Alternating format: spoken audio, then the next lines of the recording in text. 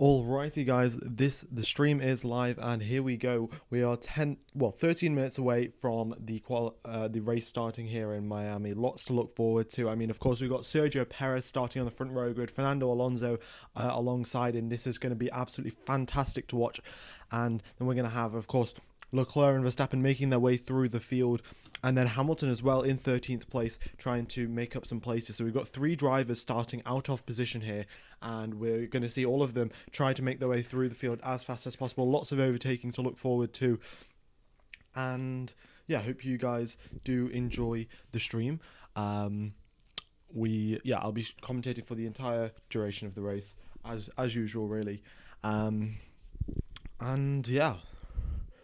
Okie dokie, let me know what your predictions are in the chat. Who do you think is going to win? I have looked at the weather report and there is like 2% chance of rain. And I'm watching the race right now, and it's no chance of rain by the looks of the clouds. Of course, in 2 hours time stuff can change. But usually the weather forecast is pretty correct in the near future. So then we'll obviously, by the looks of it, we will have a dry race today. No sign of rain, but nevertheless, it's still going to be exciting, and we'll see how that goes. The strategy as well, that's going to be interesting. We could see maybe a two-stopper depending on what the track temperature is saying. Currently, track temperature is 39 degrees Celsius, so that was like 10 degrees colder than what it was yesterday, which is definitely going to help the drivers make a one-stop work. We would love to see a two-stop, of course, because, well, two stops more exciting, more chance for overtakes, mistakes, and everything, really. So, yeah, who knows? All right. Yeah, Perez might win this one. Yeah, MCG has said Perez might win this one. And I mean, by the looks of it, Sergio Perez has had some solid performance. He had a solid performance in Baku. He's very good at that circuit. Max typically not so good at that circuit. He admitted to that after the race as well. But this weekend, Sergio Perez has been given the chance. He's been put 8 places ahead of his teammate, starting on pole as well. So there's no one ahead of him to hold him back. So if he does nail this race start and stays ahead of Fernando Alonso, he could just run away with this and build a gap out to Max Verstappen, which is exactly what he needs to do if he is going to try and win this race. Yeah. So that'll be, well, I am rooting for Perez. I would love to see Fernando Alonso win, but I don't think that's going to happen this weekend. We could see maybe in Monaco or something, but the Aston Martin is not that good in a straight line. And the Red Bulls are a fair amount faster. And I think with the assistance of DRS, we're definitely going to see Perez re-overtake Fernando Alonso in race conditions. But we'll just have to wait and see. Maybe Perez gets damage on the he gets damage, and then Fernando Alonso and Perez the same pace, and we could see Alonso win the race. Of course, that's a very big if Sergio Perez gets damage, but we can dream. We also have 57 laps of racing. That's my bad. I forgot to change how many laps is written on the screen. Let me just do that. 57 laps of racing here around Miami. And yeah. All right. Also, the chat is extremely delayed. There's something wrong with the chat. Sorry, not on the actual YouTube chat. On the stream. None of the messages are showing up. Oh no, there they are. Right. Yeah. Okie dokes. So we are now 9 minutes away from the race starting, and well, we might as well go from the bottom up, talk about each of the drivers, as we usually do. We've got Logan Sargent starting in 20th place. This is his home race, in fact, the closest home race that he's had. Of course, there are 3 races in the USA, but he was born pretty close to Miami. And, well, unfortunately, he had a very bad qualifying. He was at the wrong place at the wrong time, so set his quali lap at the earliest point in Q1, and then had the worst track conditions compared to everyone else, and then ended up in 20th place with the with a bit of a shoddy lap, I'd say, and then also not being in the best conditions. So that's what happened to Logan Sargent. Unfortunately, maybe we can see if he can come back from this, but it's going to be a very tough ask in that Williams starting from 20th position. We've got Oscar Piastri in 19th and Lando Norris in 16th, both McLaren drivers, after having a brilliant weekend in Baku and their upgrades really coming out and pulling their weight. We just see here that here they are back in 16th and 19th position, and it's just not great, really, for McLaren. Maybe that was a one-off weekend where the upgrades worked, or maybe this is a one-off weekend where the upgrades don't work. We're still yet to see, of course. We've only had 2 races here. And yeah. All right. Then, of course, we got Stroll in 18th place. He unfortunately got knocked out by, the gap was half a tenth of a second between him and getting through into Q2. So it was extremely close for Norris, Tsunoda and Stroll. And they just pulled the short end of the straw. And that is why they got eliminated out of Q1, really. So, yeah, that the same could be said for Tsunoda, really. His performance wasn't extraordinary. Nothing bad either. Just unlucky, really. All right. We're doing predictions, yeah. I'm predicting Perez is going to win, Verstappen on the podium, and what else should I predict? Those are pretty safe predictions. Perez going to win, Verstappen going to come on the podium. If we want to go for a wild prediction, I'm going to say Magnussen finishes in the top 8. I'd say Magnussen does not drop back. He stays in 4th position for at least a little bit of the start of this race. We'll just have to wait and see, really. Yeah. After Vettel, who do I support now? I would probably say I support Fernando Alonso. I'm not as dedicated to supporting Fernando Alonso as I was dedicated to supporting Vettel. But yeah, if I was to choose anyone, it would probably be Fernando Alonso. Yeah. Oh, Ocon and Verstappen collision on the first lap. That's definitely something we could see in 8th and 9th place. Those two do have history, of course. And yeah, we could see something happen down there. Also, I would like to say, when Verstappen is making his way through the field, he is going to overtake George Russell at some point. Last weekend in the sprint race, it was George Russell crashing into Max Verstappen's car, giving him damage. Verstappen was not pleased about it, and after the race, he said he should expect the same in return. So, if he is still holding that grudge a little bit against George Russell, we could see some aggressive maneuvers from Max Verstappen against Russell when he does try to overtake. And I suspect that'll only be in a couple of laps' time as well after the race start. Maybe overtakes Ocon off the race start and then right into the back of George Russell, and that would be brilliant to see a little bit of a tussle there. I suspect Verstappen will get past quite easily, but he can always give Russell a bit of a hard time, squeeze him right into the wall. Who knows? All right. Let's see what else is going on in the chat.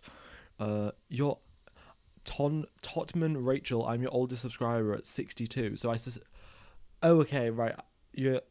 I was very confused there. I thought you were my 62nd subscriber, but I suspect you're 62 years old. Well, I very much do appreciate the support, and yeah, hope you're enjoying Formula One.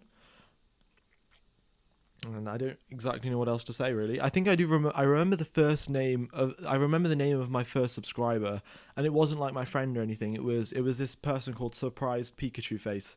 They were my first subscriber. So that's pretty cool. I don't know if they're still subscribed to me, but here we are. All right.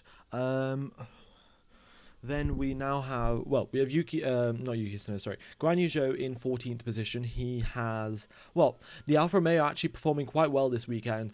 Past couple of weekends they've been going downwards and backwards a little bit, but this weekend they seem to have picked up the pace a little bit and have been able to at least get through into Q2. We'll see what happens in the race and if they can hold that position.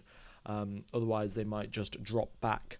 Hamilton as well, of course, got very unlucky in qualifying yesterday and got knocked out in Q2. So he's starting in 13th place. We'll see what he can do from there. Can he actually make up places? Because we know the Mercedes car is faster than the Alpines and the Williams and the Alfa Romeos, but when we do overtake in Formula 1, you need at least like a 2-3 tenth advantage over the other driver to make an overtake stick. And if Hamilton does not have that, or say the Mercedes car in race conditions does not have that, then we could see Hamilton just stay stuck in 13th position, stay maybe at the bottom part of the top 10, and just not progress through the field. yeah, so that'll be interesting to see if the Mercedes can actually make some overtakes, or will it be stuck further down in the grid. All right. Shubham has said 3 races are a bit too much for a single country. Well, I admit that 3 races seem like a bit too much for one country, but you've also got to take into account the US is basically the size of Europe. In terms of like geographic size, admittedly it is one country, but in terms of geographical size, it is the size of Europe, and we of course have a lot more races in Europe. So I'd say 3 races are fair enough, but I'd prefer them to be at like proper racing circuits, like maybe at Indianapolis we could see like the circuit layout that we had in previous, like in 2005 and stuff. Of course, not like the 2005 race, but yeah. And then who else? I mean, what else could we see?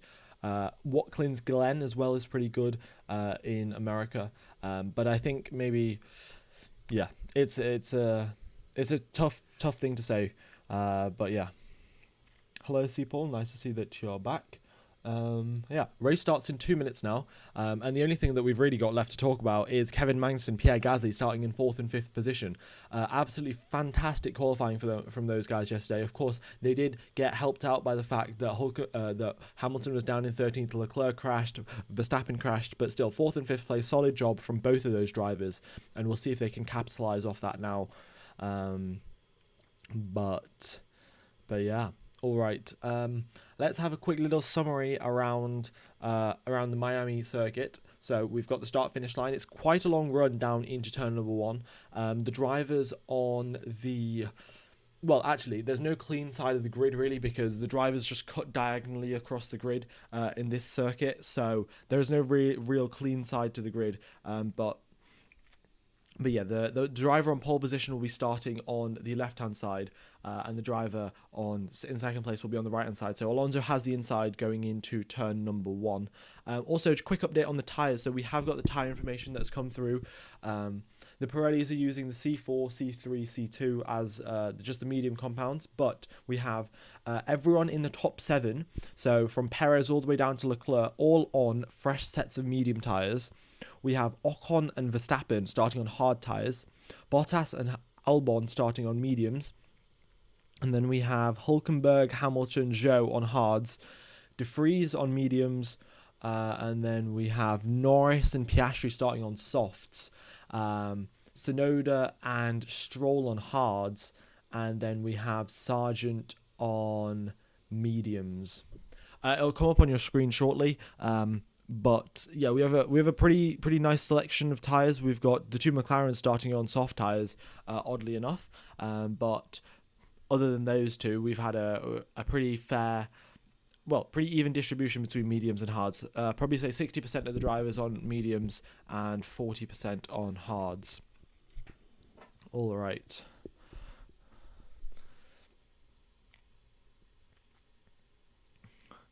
First time I commented, keep up the good work, F1 Gamer.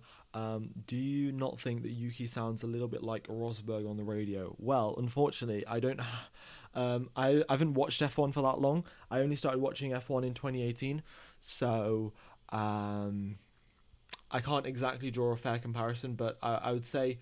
the kind of stuff that Yuki says over the radio is very similar to Nico Rosberg. I've obviously seen some of the clips and team radio highlights and whatnot. But yeah. The tyre information will load shortly, guys. Yeah, just give me a sec. I'll just refresh the website. That should probably fix it. Alright, there we go. Tyre information has come through.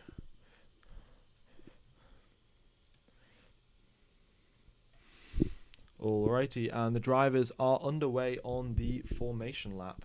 I think I've also got to refresh this as well. Just give me a second, guys. Let's just get rid of on the screen. Alright, so the drivers will be on the formation lap. Yeah, there they are. Just driving around, getting those tire temperatures up and weaving around, of course. Getting the brake temperatures up as well. That's going to be another thing, another concern. for the drivers, because they want to like warm the tire up very evenly. They didn't want to just warm up the outside of the tire, they want to warm up the inside as well. And the brakes, heating up the brakes definitely helps with that, because it heats up the tires from the inside, and then of course driving around heats them up from the outside. All right. We've got 2,500 people watching. Thank you everyone for tuning in. Very much do appreciate your support. If you are enjoying Formula One, and want to listen to some more commentary, then be sure to subscribe. I'm just going to go over the tyre strategies for this race. Pirelli have said the fastest strategy, start the race on the mediums, then go on to the hards at lap number 17. And if you do the two-stopper, you start on the mediums, go on to the hards, and then go on to the mediums again. So those are the two different strategies that Pirelli have suggested. Of course, McLaren starting the race on the softs, which is a little bit strange, but we will probably see them pit onto the hard tyres. Or maybe they're going for a two-stop. Maybe starting the race on the soft tyres means a confirmed two-stop for those drivers. Yeah, we are still yet to see. We'll just find out, really. It is completely dry, no chance of rain whatsoever. Well, there is a 2% chance of rain, but by the looks of what it looks like in Miami, it's pretty hot. There is clouds, of course, but they are not the type of rain clouds. It's just the usual clouds. And yeah. Alrighty. I can't make the map much bigger than this, guys. This is the best. This is the best I can really do. Yeah. Alrighty.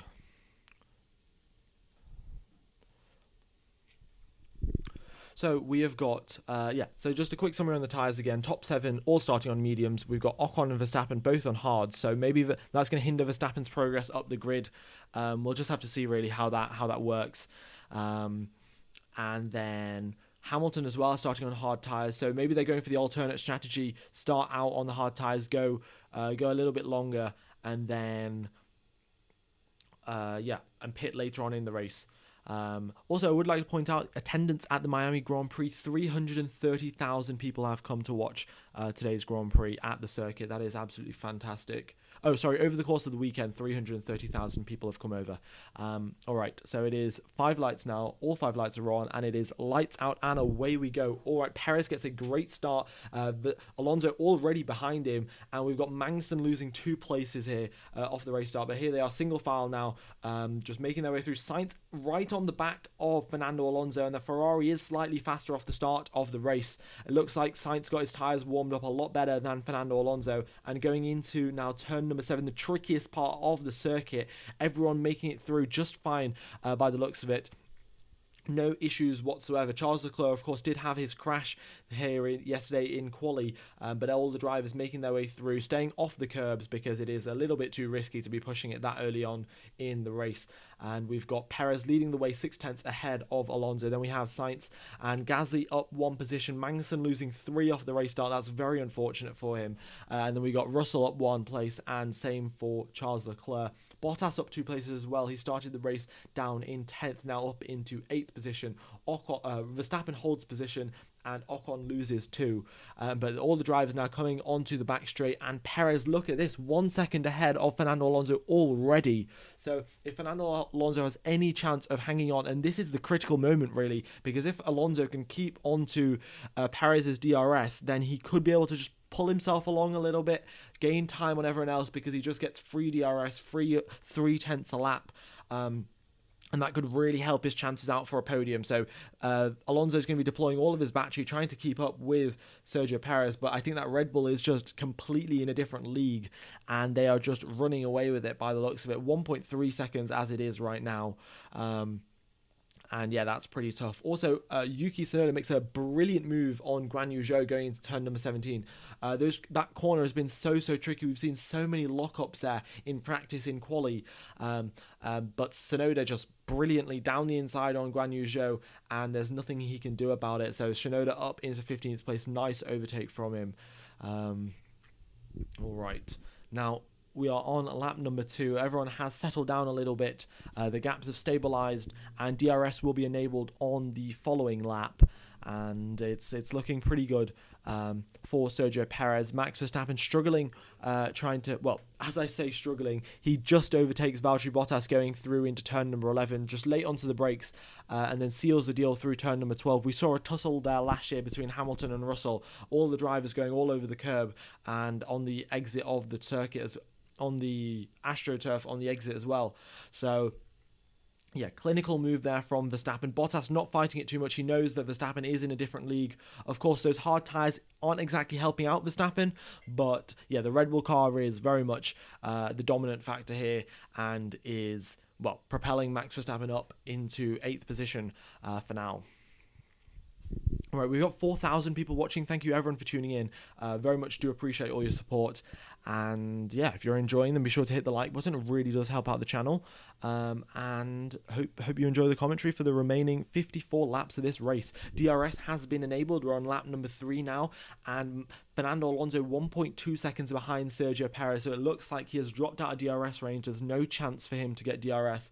But for the driver behind Fernando Alonso, we have Carlos Sainz in 3rd place, and he is within DRS range, and here they are approaching now the first DRS zone, coming out of the exit of turn number 8. They make their way through the kink of 9 and 10, and DRS has been activated for Carlos Sainz, so he is now tagging himself along with Fernando Alonso, looking to try and stay on the back of him, really. Fernando Alonso very much has a whole lot of pace, and Lance Stroll as well, struggling.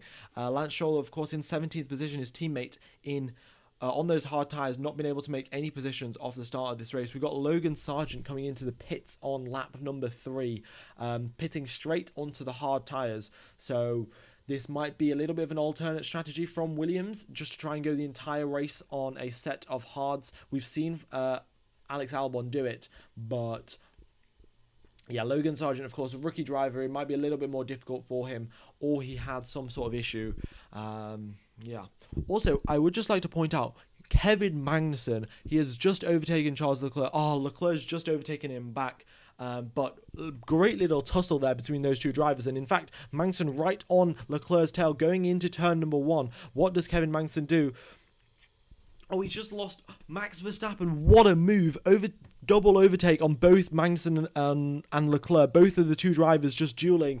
And Max Verstappen just gets past both of them in one foul swoop. Brilliant driving there from Max. I mean, the gap between Russell and Max is pretty big now. And that's been caused by Magnussen and Leclerc just fighting away.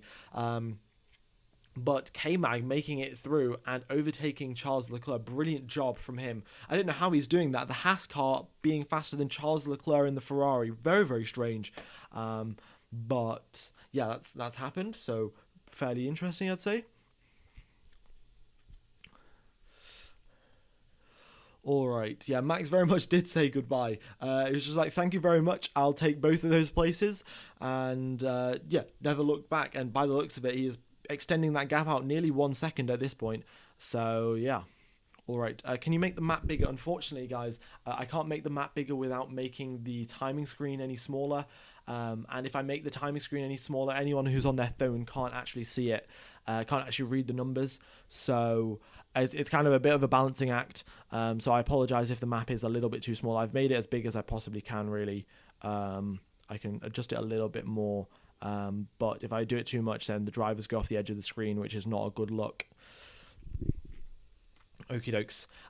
K-Mag, battling away with Charles Leclerc once again, manages to stay ahead of him. Look at this, Max Verstappen purple in the purple lap, and he's on hard tyres. I don't know how he's done that. He's gone purple through the middle sector as well.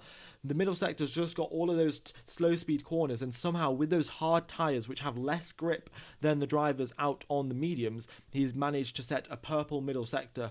Absolutely brilliant driving from him. So yeah, Max Verstappen now closing up the gap to George Russell. It was a lot bigger before. It was around about 2.5 seconds. It's all the way down to 1.5 now in the space of a lap. And yeah, also Lando Norris coming into the pits. He pits off those soft tyres basically after, it's been 5 laps and those soft tyres are basically dead. Yeah, by the looks of it, over the practice sessions, we saw that the soft tyres were wearing out just so much. Like it was that they did a couple of laps and they were basically gone. And I think McLaren, they saw the 10-degree lower track temperature and they were like, okay, maybe we can risk it on the softs, gain a couple of positions off the race start. But as it turned out, they are just not a good race tyre whatsoever. And Lando Norris has come into the pits 5 laps after the start of the race. Oscar Piastri will probably be doing the same. I suppose McLaren aren't going to try and do a double stack when there's no need to. So we'll see Oscar Piastri probably come in this lap. But yeah, the soft tyres, not a great choice. And McLaren, I guess they didn't really have much to lose. They were starting in 16th and 19th place anyway. They might as well just try a different strategy, see if that puts them up a couple of places, and no, it doesn't. And here we see, yeah, Oscar Piastri coming into the pits as well, as expected. So not good for the McLaren team. So yeah, they went for a gamble and it hasn't paid off for them. Why is De Vries so slow? Well, Nick De Vries, a 134 point. Yeah, he is going a second slower than everyone else. That is extremely strange. I think maybe off the race start, I will just try and see what happened if there was any sort of contact at the race start. Yeah, there wasn't any contact between Nick De Vries, I don't think. But in fact, actually, I've got an onboard of Nick De Vries. Let me just, the onboard's just come up now. Let's see what happens. So Nick De Vries going into turn number 1, right on the back of the McLaren of Lando Norris. He just damages his front wing. Nick De Vries has damaged his front wing going into on turn 1, lap number 1, and that's why he is so much slower. So yeah, that's your explanation really. De Vries made a mistake, locked up going into turn number 1, lap 1, and has been losing pace ever since. I suspect it's not that big of a damage for him to come in early, but the thing is, he's losing basically a second a lap at this point, and it only takes like 7 seconds to replace the front wing. So maybe they just come in for an early pit stop and try and get that front wing replaced as soon as possible. All right, Max Verstappen, purple lap once again, 132.7. We've got Lando Norris with a purple first sector on those hard tyres. Looks to be the hard tyres are performing really, really well here. I think what might be happening here, because the track temperatures are so high, it's nearly 40 degrees track temperature. The mediums are just overheating way too much, and the drivers are having to slow down to not overheat them. And hence, everyone who's on the hards, they don't have to worry too much about that, and they can really attack and set those purple lap times.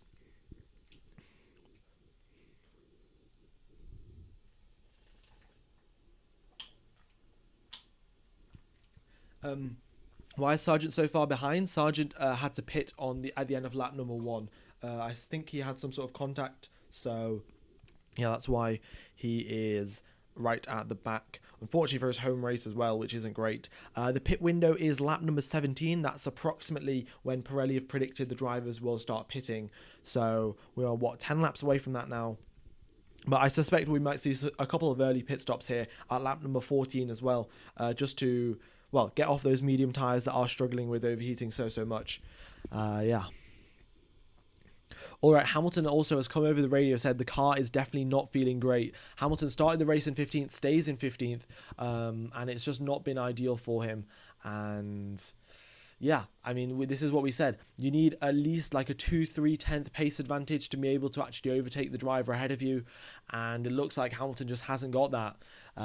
It's either him or the car. But George Russell seems to be performing all right. He's under pressure from Max Verstappen now. This will be spicy to watch. I'd love to see a little battle here between Russell and Verstappen. Verstappen right on the back of Russell as well, half a second behind him as they make their way through the first sector. This is a tight, twisty part where Leclerc crashed yesterday, and Verstappen just following George Russell as closely possible as he can. They make their way out of turn number 8. They'll make their way through the kink of 9 and 10, and DRS will be activated for Max Verstappen. And we could see, thing is, it's going to be a little bit difficult for Verstappen to make an overtake on Russell because Russell has got DRS on Gasly. So yeah, it's a 3-way battle for 4th position. It's Gasly versus Russell versus Verstappen. And yeah, this will be fantastic to watch. Max Verstappen against George Russell. They had a little bit of an incident at the Baku sprint race. Verstappen saying, "I'll be as aggressive as you are to me, and I'll do it right back at you." So let's see what happens here. Coming through the exit of turn number 16, they make their way onto the straight now. and Verstappen firmly in the toe of George Russell, and it looks to be, yeah, he's getting closer and closer. In fact, going into turn number 17, looks to the inside, does not go for the move, and Russell brakes too late and misses his braking point, and Max Verstappen goes into turn number 18 ahead of George Russell. What a move, just forcing a mistake from Russell. There's no chance that he could do anything about it, and Verstappen puts himself up into 5th position. Nicely done from Verstappen, no contact whatsoever. But yeah, Verstappen forcing a mistake from George Russell. Russell braking too late into turn number 17, and that is job done for Max Verstappen. Next up on his overtaking list, Pierre Gasly. Also, I would just like to point out, guys, Max Verstappen on hard tyres has just overtaken Leclerc. Has just overtaken Russell, on medium tyres, and Verstappen, in fact, is lapping faster than Perez, and Perez is in the lead of this race, no dirty air whatsoever, and Perez is also on the medium tyres. I think that just goes to show how bad the medium tyres are, and also how quick Max Verstappen is. So here they are, Pierre Gasly now against Max Verstappen, going through turn number 11, decides not to go for a move there. It would be a little bit risky, and there's no need to risk it, really. He definitely knows he can overtake that Alpine in a straightforward overtake. So they make their way through the tight, twisty corners of turn number 14 and 15. And I mean, we've also already seen Esteban Ocon cut that curb at turn number 15, cut the corner, at turn number 15, because the the curbs are just so violent. It's a bit... Well, the curbs are so violent that there's just no point trying to save the corner. If you're going to miss it, you might as well completely cut the corner, otherwise you are going to damage your car severely. Yeah, so Ocon making that mistake. But yeah, no penalty as of yet. I don't think he'll get a penalty, because it should be just a one-off mistake, to be honest. Also, Verstappen, makes that move into against Pierre Gasly into turn number 17.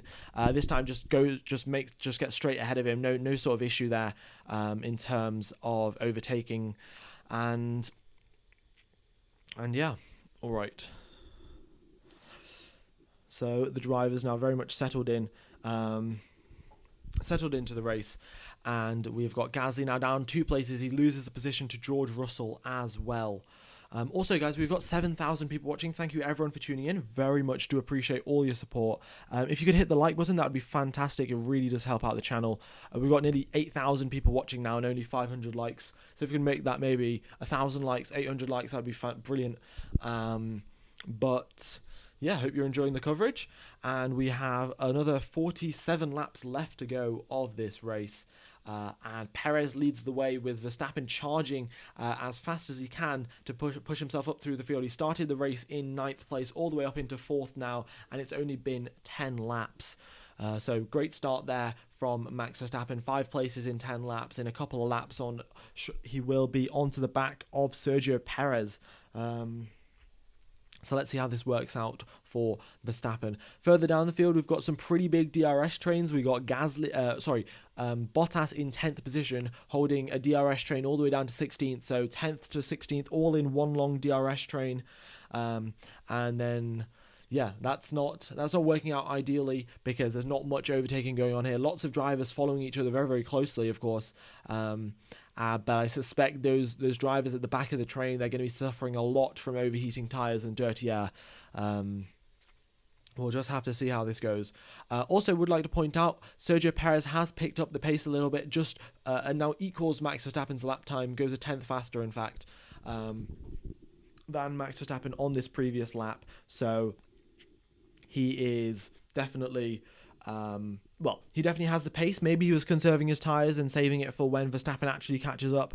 And yeah. Also, yes, the McLarens, unfortunately, are very much like tractors. They started the race on the softs, had a horrible strategy. That was a very horrible strategy blunder. I guess there was no way to know for sure. And they tried to risk it, didn't pay off. So I guess that sometimes happens, really.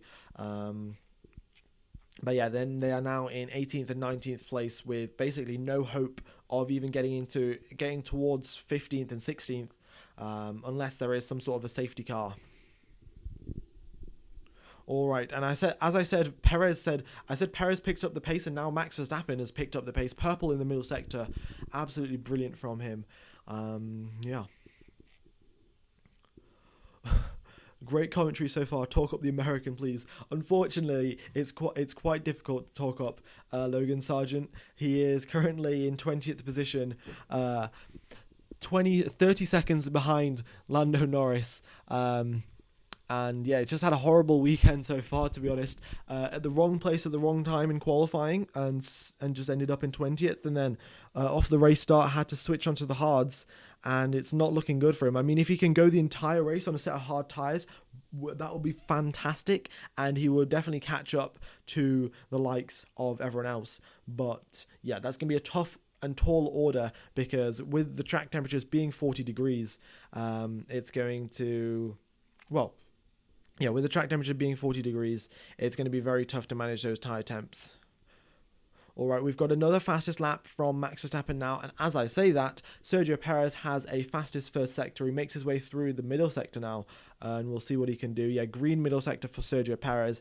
Now, the Red Bulls have decided to pick up the pace, and we can see that evidently in the gap as well.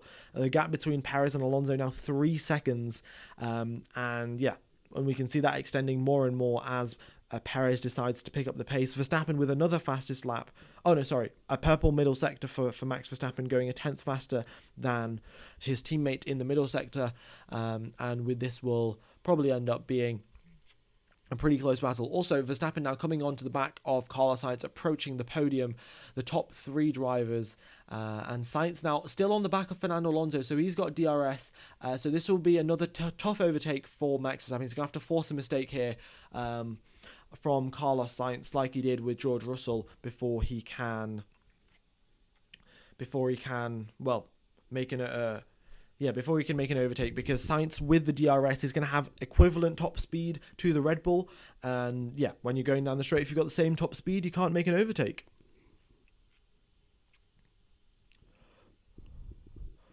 All right. Check the McLarens out. Do you think the race is gone and they're just collecting data together? Well, I think it's a bit early to start collecting data. We've definitely seen teams decide to collect data in the last 10 laps or so. They'll just put on a fresh set of tyres and try to collect some data. But yeah, right at the start of the race, I think it's a bit early to say that.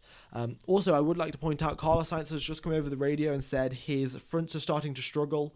He has been in the DRS of Fernando Alonso, and that means he's been 1 second behind Fernando Alonso. So all of the hot exhaust air that has been coming off the back of Fernando Alonso's car has just been warming up Carlos Sainz's front tyres. So that's not been doing his front tyres any good. And yeah. Yeah, derpy cake. Norris did get a good start, and it was very unfortunate, really. He did get hit by De Vries. Of course, De Vries got the appropriate... He didn't get a penalty, but he had to pit. Well, he hasn't pitted, in fact, but he's got damage to his front wing, so I guess that's fair enough. It just sometimes really happens. At lap number 1, everyone's got cold tyres, cold brakes, no one has any grip. Sometimes those mistakes are made, and there's not much you can do about them. I suspect Norris has made those a couple of times as well, so there we are. Alright, Max Verstappen, another fastest lap of the race, a 1:31.7, 2 tenths faster than Perez on his previous lap, and yeah. And yeah, Leclerc, in fact, all over the back of Kevin Magnussen. Half a second now is the gap between those two drivers. And they're just making their way through the first sector, which is the toughest part of the circuit, to be honest, to be following another car. But Leclerc making it look easy right on the back of Magnussen, and Magnussen has no driver ahead of him to take DRS from, so it should be pretty good for Magnussen. Also, Verstappen, wow, down the inside at turn number 11, little bit of a risky move there, because turn number 12, Carlos Sainz can fight back, but yeah, Max Verstappen leaves him space. Carlos Sainz just decides not to fight, just save his tyres and live for another day. So now next up on Verstappen's overtaking list, he's put himself up into the podium. He is 7 tenths behind Fernando Alonso.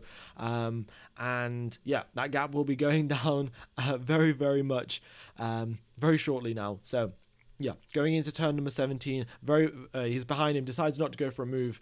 But we can see now going into turn number 1, what will Max Verstappen do? All right.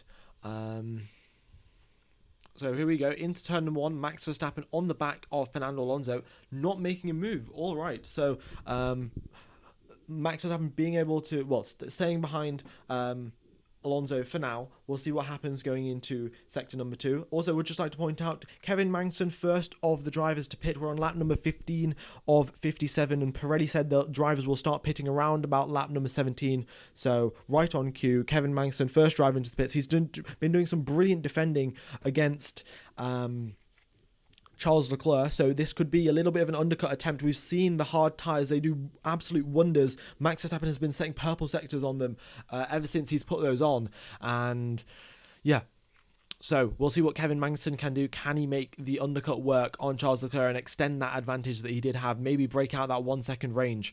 Alright, Max Verstappen as well. Here he goes into turn number 11, down the inside of Fernando Alonso. Alonso doesn't fight it, and yeah, fair enough, really. So now the gap, after 15 laps of racing, Verstappen has put himself up from 9th all the way up into 2nd position on a hard set of tyres, whereas Perez has been on medium tyres. So the gap between the two Red Bulls are 3.8 seconds right now, and now we'll just have to wait and see where that goes. Maybe Red Bull are playing the team game. We're like, okay, we've got a 1-2, let's conserve our tyres, try to make sure we get to the end of this race. Or we could see Sergio Perez make his way up through try to extend that gap. We'll just have to wait and see, really. All right.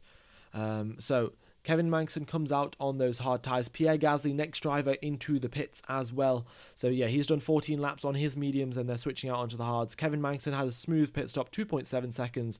Nice job there from the Haas team. All right, Bottas as well into the pits. Nick De Vries into the pits. De Vries will get his front wing changed, so he won't be slow compared to everyone else now. So De Vries, his pace should be back up to normal because I think all the damage that he did was on the front wing.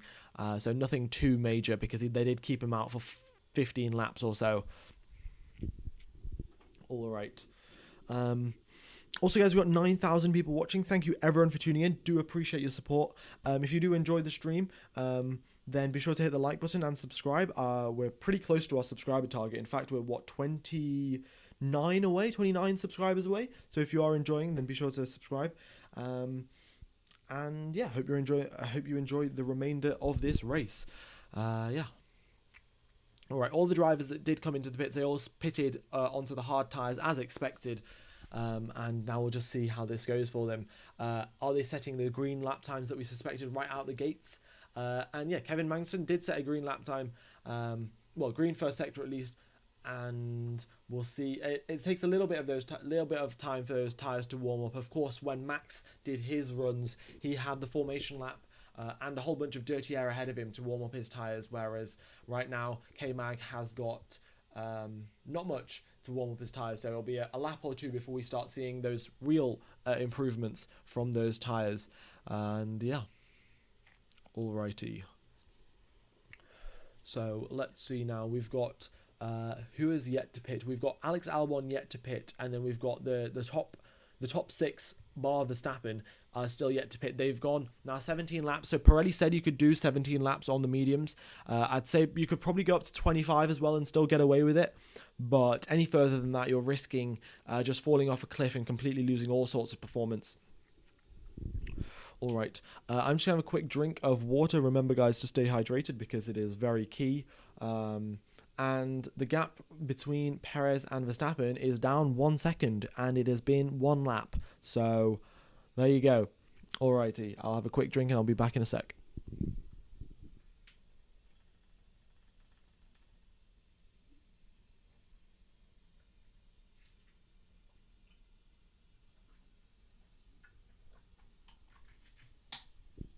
Alrighty. Oh, we have also hit our subscriber target. That is absolutely fantastic. With 54,000. I mean, that's crazy to think. That is like... I mean, you could fill up an entire stadium with 50,000 people. That is... Yeah. It always blows my mind thinking about that. So I tend not to do it too often. But yeah, 50,000 people, that is... ridiculous. Russell first of the front runners to come into the pits, and Leclerc follows him right into the pit lane. So we got Russell and Leclerc both pitting on the same lap. Who comes out ahead? Russell started out ahead, but if Mercedes do make a little bit of a hash of a pit stop, then we could see Leclerc emerge from the pit lane ahead. All right. So here we go then. Coming out of the pit lane, we've got George Russell and Charles Leclerc. And by the looks of it, unfortunately, it looks like Ferrari had a slightly slow pit stop there. Yeah, there's a fairly big gap between now Russell and Leclerc, and there's Gasly and Magnussen in between them. But I would like to point out that oh no, in fact, Ferrari didn't have a slow pit stop. Ferrari just had a normal pit stop. They were just that far behind Russell. Correction there. Sorry about that. But we have got K-Mag still 1 second. K-Mag is 3 seconds ahead of Charles Leclerc, which is brilliant because the undercut that Haas went for, they pitted onto those fresh sets of tyres earlier before Charles Leclerc did. That really worked out, and Magnussen extended his advantage from 1 second all the way up to 3. So that's going to be critical now. Leclerc is no longer in DRS, and we could definitely see some more overtakes. Alrighty. Yeah, I guess onwards to 55,000. I mean, I could probably change the subscriber thing now. Yeah, it's literally just a number, isn't it? There we go. 55,000. I mean, I don't think we're going to hit it this stream. If we do, that's fantastic. I mean, we've got 10,000 people watching, and I don't know. It's usually like 80% of you aren't subscribed. So if you're enjoying, then go ahead. That would be fantastic. But yeah, Carlos Sainz comes into the pits as well. So we've had both Ferraris come into the pits and George Russell as well. So the only drivers still staying out on those medium tyres are Alex Albon, Fernando Alonso and Sergio Perez. Everyone else has already pitted or started the race on the hard tyres. All right. Why is Leclerc so far down? It's just because he did a pit stop, really. That's about it. He didn't gain any positions off the start of this race. He wasn't doing that well. But he pitted, and that's why he's down in 15th place. Also, guys, if you want to send a message so I read it, if you do at F1 Gamer, it pops up in orange on the chat, and then that will like make it stand out to me. So if you do have a question about the race or anything like that, then yeah, just be sure to do that, because there are quite a lot of messages in chat. I can't keep up with everything while doing the commentary. So yeah, just thought I'd let you know if you have any questions specifically for me. Alrighty.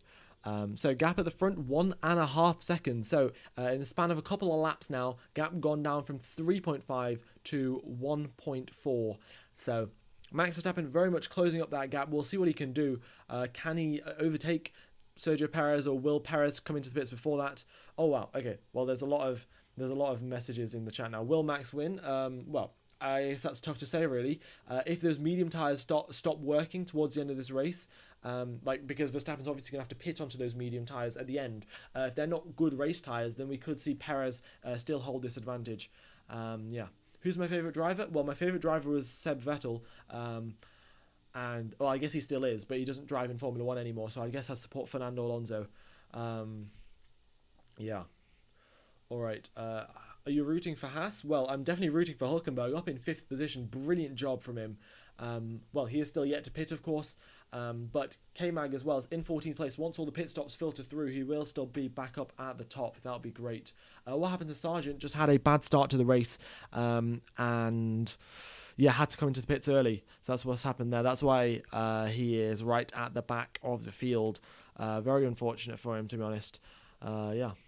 I suppose, how was your day? Well, my day was all right, to be honest. Nothing too exciting. Yeah, but I guess it's been a pretty good day. So hope your guys' day is doing well. Hopefully this makes it a little bit better, this race. And yeah, we'll see a little bit of action here as Perez comes now into the pit lane. We see Max Verstappen take the lead of this race. Fernando Alonso still continuing on a couple of laps now, but I suspect Perez will come out free of any traffic. And yeah. Okie dokie. What's the time and where are you watching from? Well, it is 9 o'clock, 9 p.m. and I'm watching from the UK. Yeah. I'm British. I guess maybe you figured that out from my accent. I'm not sure. Yeah. All right.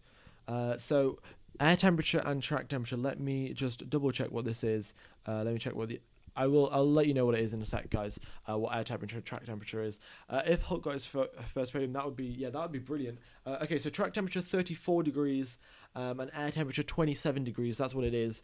So yeah, it shouldn't be too hot. Like we've raced at hotter places before, so cooling shouldn't be that big of an issue. Tires, they were struggling at the start of the race. Now it's track temperature has dropped significantly, but before it was significantly higher, and yeah, 10 p.m. in Germany. We got 10,000 people watching as well. That's brilliant.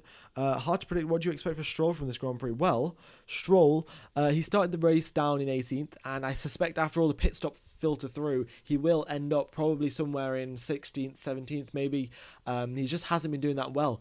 And compared to Fernando Alonso up in second, and Stroll down in like 16th. It's not a good look. Maybe the strategy will pay off for him later on in the race, but by the looks of it for now, Stroll has just had a horrible weekend. And yeah, how long will it take for a pit stop? Usually it takes around 20 seconds. I haven't got the exact statistics.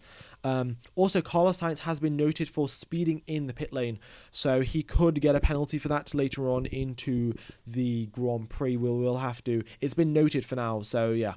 Okay, so the exact numbers: you lose 17 seconds pitting for under green flag conditions. So that's 17 seconds in the pit lane plus like 2 seconds for your pit stops or 3 seconds for your pit stops. But if the virtual safety car or the safety car is out, you only lose 9 seconds of time. So yeah, you gain a full 8 seconds if the safety car is out and you come into the pit lane. So that should, well, we'll see if there's a safety car. That'll be great. All right. It seems that AlphaTauri made a mistake signing De Vries. Well, I think it's hard to say it's a mistake, really. Of course, Nick De Vries he's a Formula E world champion, and he's definitely a very quick driver. He's talented in the Mercedes program as well. So there was no reason to think he was going to be slow in Formula One. And maybe we'll see something similar to Mick Schumacher, where it takes him a while to get adapted into the car. But yeah, it is rookie season in Formula One, so I think you could give him a couple of slacks, maybe for the first half of the season, but in the second half he should be on par with Yuki Tsunoda at least, or if not, a couple of places behind. Alright, Verstappen has come over the radio and has said his upshifts are not as smooth. So there is nothing to worry about. We've heard these messages over the team radios earlier. We've seen these from Leclerc as well before. And just upshifts are not smooth. Basically, the teams have a couple of different settings for their gearbox. And it's usually they go from like, we're going to conserve the clutch as much as possible, nowhere whatsoever, but your shifts take ages. And then there's a setting called like seamless shift, which is basically you don't even feel the car has shifted a gear, but it has. And that puts a little bit more wear on the clutch. So I suspect Red Bull will just tell them for Verstappen to switch that setting up a little bit, so the clutch has a little bit more wear and tear on it, but the shifting is still on par as usual. Yeah. Also, Sergio Perez, fastest lap of the race, a 1:31.5, and he goes a full, what does he do? A full 7/10 faster than Max Verstappen on his previous lap. Of course, Verstappen's tyres are 20 laps older, so that is fair enough. But yeah, Verstappen is going to have to chase him down after he pits onto those medium tyres. Right, where do you think Hamilton's going to place in the end? Well, Hamilton, by the looks of it, he has just been, well, stays in 5th place, really. He's 6th place for now, but that's after all the pit stops come through. I think he's going to stay probably just outside the top 10, maybe in the top 10. It's pretty tough to say, to be honest. What are the expected intervals for the hard tyres? The drivers can go around about 40 laps or so on hard tyres. So yeah, it's a long while till we see the hard runners come into the pits. The pit stop times, it's 17 seconds, for a usual drive through the pit lane, and then 2 seconds or whatever for your pit stop. Also, would like to point out, Carlos Sainz has got a 5-second time penalty for speeding in the pit lane. I think that either was from not slowing down enough on the entry to the pit lane, or not hitting the pit limiter when he did come out of his pit box. Yeah. Will Verstappen get a penalty for the next race if he has to replace his clutch?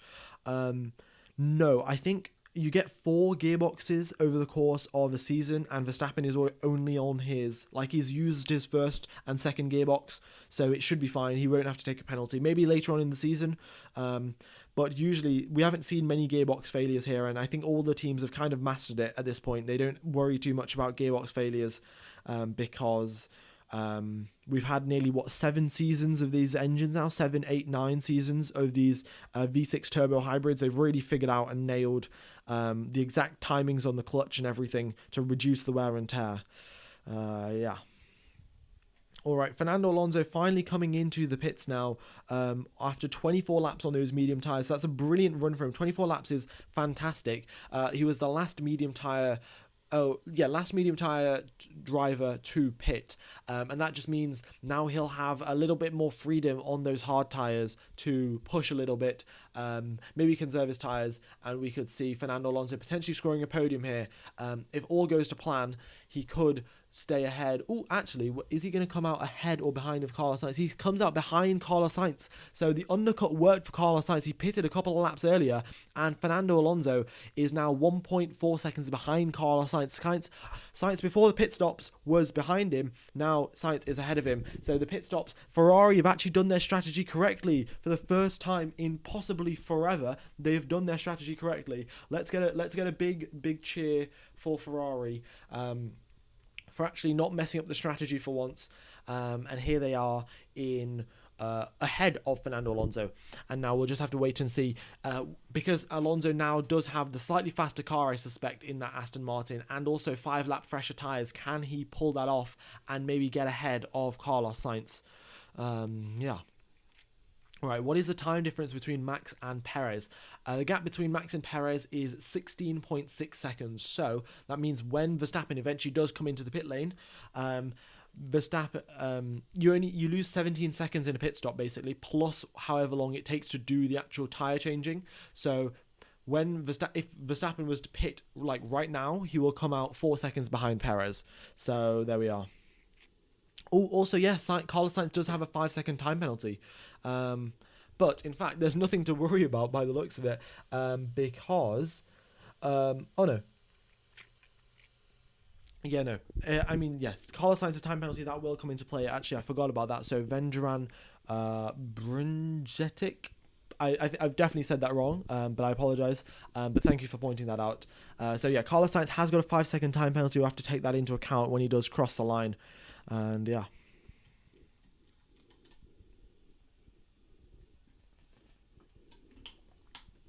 Would you be a pro commentator? Yeah, I'd very much do that, Sky Sports, just call me up, call me. I mean, my email is actually on my YouTube about page. Just email me, Sky Sports. That'd be fantastic. Yeah. Where do you think Perez will end up? Well, I think by the looks of it, if it carries on going at this rate, we could see a very tightly fought battle between Perez and Verstappen in the final couple of laps of this race. I suspect it's going to be pretty close because Perez is currently gaining on him, but after Verstappen pits, Verstappen will have the fresh medium tyres, Perez will have the old hard tyres, and we're going to see a pretty fierce battle between those two drivers towards the end of this race. Also, we'd just like to point out, Pierre Gasly makes a fantastic overtake on Lance Stroll, just sends one down the inside from so far back. Stroll saw it coming, but there was nothing he could do about it. When he saw it, it was just too late, and Gasly, brilliant on the brakes there, and just, up into 10th place for Pierre Gasly. All right, Russell overtakes Yuki Tsunoda going through on that previous lap, and he's now up into 8th position. Right, what is Max's pit window? Max's pit window is around about lap number 40, so we've still got about 10 laps to go, and that's when Max Verstappen will come into the pits. So it's going to be a little bit of a while till we see the Red Bulls into the pit lane. Max Verstappen into the pit lane. But then once Verstappen does come into the pits, he will just be chasing down Sergio Perez like there is no tomorrow. So, we'll just have to wait and see.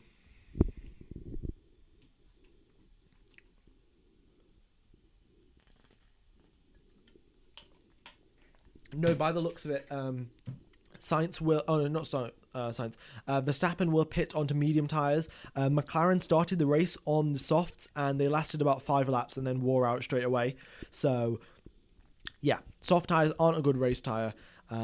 Also, oh, we've got a little bit of a battle here between Alonso and Sainz. Here they are going through turn number 9 and 10. DRS for Fernando Alonso. And here they are going into turn number 11. Wow, what a move. Just looks to the inside there. Fernando Alonso sends it on the brakes. Carlos Sainz, nothing he can do about it.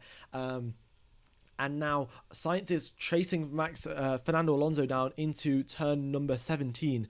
And we'll see what happens there. All right, Sainz is getting closer and closer. The Ferrari hasn't got the best top end, but neither has the Aston Martin. So the DRS should be helping out Carlos Sainz. And we'll just have to see how that works out for him. Here they are now going down the start-finish straight. There's once again DRS, and that's just helping Carlos Sainz. 0.3 of a second is the gap. But what he's got to do now, this is the tricky part, going through sector number 1 with the tight, twisty, high-speed corners. If he can keep behind Fernando Alonso and within the range of actually making an overtake, then we could see something happen there. But otherwise, it's going to be extremely tough for Carlos Sainz to hang on to the back of him. All right. What about Ocon? Well, everyone on the hard tyres is going to pit around about lap number 40 because, yeah, that's when they're going to wear out, really. That's how much durability they have in them. So, yeah, not too much to comment on that, to be honest. All right, Carlos Sainz, 0.5 of a second is the gap between himself and Fernando Alonso. And it looks like Fernando Alonso has sealed the deal, and in fact he is just marginally behind Esteban Ocon. If Fernando Alonso can gain a 10th or so on Esteban Ocon, he'll have DRS, and it will be the deal will be sealed for that 4th position spot. Well, once Ocon comes into pits, it will be the 3rd position spot, so we'll just have to wait and see. All right. We've got George Russell now overtaking Nico Hülkenberg. So he's overtaken Tsunoda, he's overtaken Hülkenberg, and now Russell right onto into 7th position behind Lewis Hamilton. But of course, Lewis Hamilton hasn't pit yet. So in the net race terms, Hamilton is 17 seconds behind George Russell, and yeah, not looking good for him, not looking good whatsoever. Do you think Alonso can finish in the top 5 by the end of the season? Well, by the looks of it, if he carries on going at this rate, definitely. But I do have to say, it's a bit difficult to predict this, really, because Aston Martin, they haven't been in F1 long, but they have got a lot of upgrades. They got a brand new factory to work with, and I think they're also constructing a new wind tunnel. Like, Aston Martin have a load of investment in Formula 1, and they're really trying to, do very, very well in this sport. So the thing that I'm concerned about is maybe Aston Martin don't develop at the same rate as, say, Ferrari, Mercedes, and Red Bull, and they kind of start falling back a bit more and more. But with the commitment that Lawrence Stroll has given, I would say Fernando Alonso can definitely get in the top 5. I mean, if we look at the current point standing now into the in the championship, in the Drivers' Championship as it stands, we've got Fernando Alonso in 3rd position on 60 points, behind the 2 Red Bull drivers, and he could definitely stay within the top 5 for sure. It depends on Ferrari as well. Will they continue fucking up? Will they not? Yeah. Oh, I think I sweared by accident there, but hopefully I won't do that. I won't do that again, really. Yeah, it's just at Ferrari, they tend to mess up quite often. Yeah. All right. What do you think of Sainz? Well, Sainz not being able to overtake Alonso. Alonso overtook Ocon, and Sainz is still in 15th position. So, yeah, it's not looking good for Carlos Sainz. Yeah, I mean, swearing is all right. I mean, for some people it is, some people it's not. So I just tend to not do it. But yeah.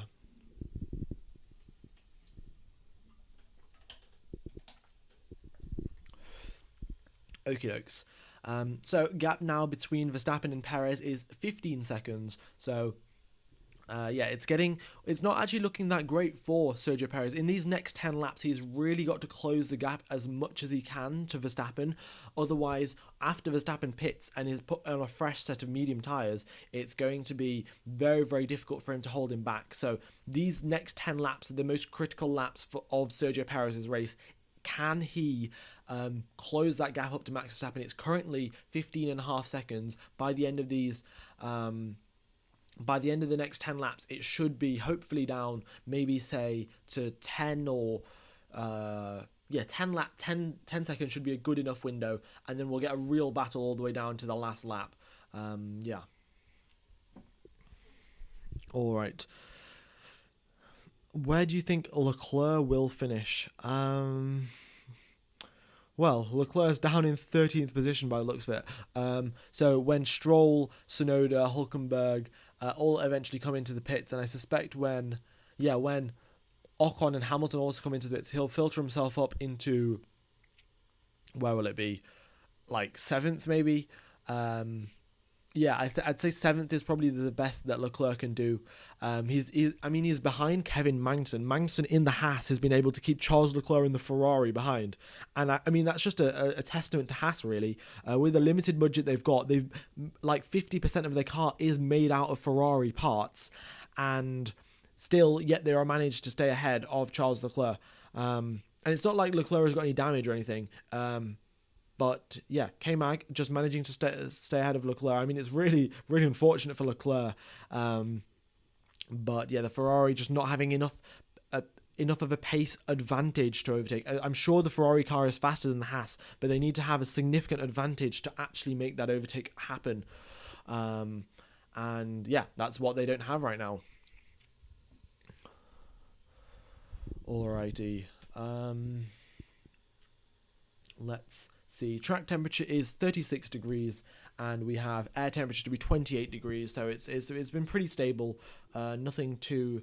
The track temperature getting colder and colder is going to benefit everyone, but I suspect it's going to benefit the medium tyre runners. So the drivers who are currently on the hards, who are going to pit onto the mediums later, that's going to benefit them the most, because those mediums really come into their own when the temperatures do start dropping down a little bit.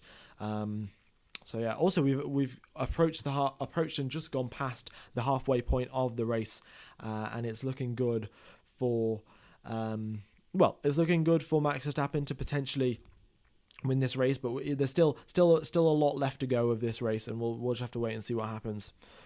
All right. Guan Yu Zhou, first of the hard tyre runners to come into the pits. So it's been 30 laps on those hard tyres, and Guan Yu Zhou has decided to come into the pits a little bit early, with now 25 laps remaining on those of the race. He's going to pit onto medium tyres, I suspect. And Fernando Alonso did do 24 laps on mediums, so we can definitely see Guan Yu Zhou do 25 laps on mediums. It won't be too big of an ask. But yeah, a little bit strange coming in for that early pit stop, because we know the hard tyres are pretty consistent, and we can see it from Verstappen, who's been in dirty air for quite a significant chunk of this race.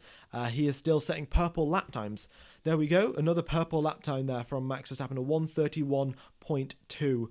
Lapping faster than Sergio Perez. Perez, who has got 20 lap fresher tyres, is going 1 full second slower. Well, as I say, going 1 full second, so he goes 1/10 slower than Max Verstappen.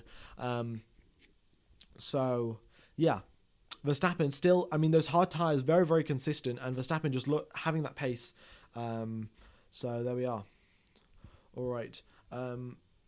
Do you think Sainz will finish in the top 5? Well, by the looks of it, he is going to finish 4th. There's no one really behind him to challenge him. Of course, there is Ocon, but I think Carlos Sainz has safely got him behind him. So there we are.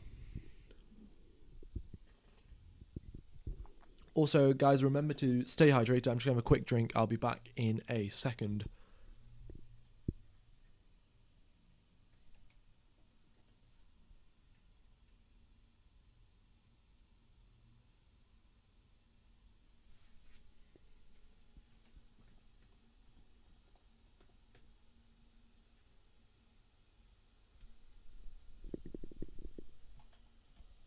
Okie dokes.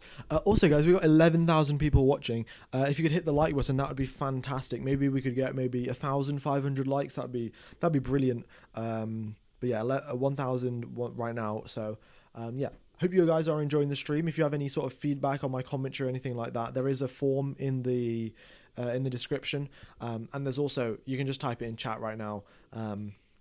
But yeah, hope you guys are enjoying. And subscriptions and likes, very much appreciated. I do stream and commentate for all of the qualifying and race sessions in Formula One.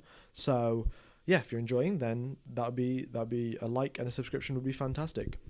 Okay, so let's see on the chat. What cars do you think are going to get lapped? Well, by the looks of it, Logan Sargent already been lapped, and we'll see probably Piastri, De Vries, Zhou. But I mean, it really depends, because Verstappen's still yet to pit, so after he pits, Sargent will technically be unlapped. So there we are. All right.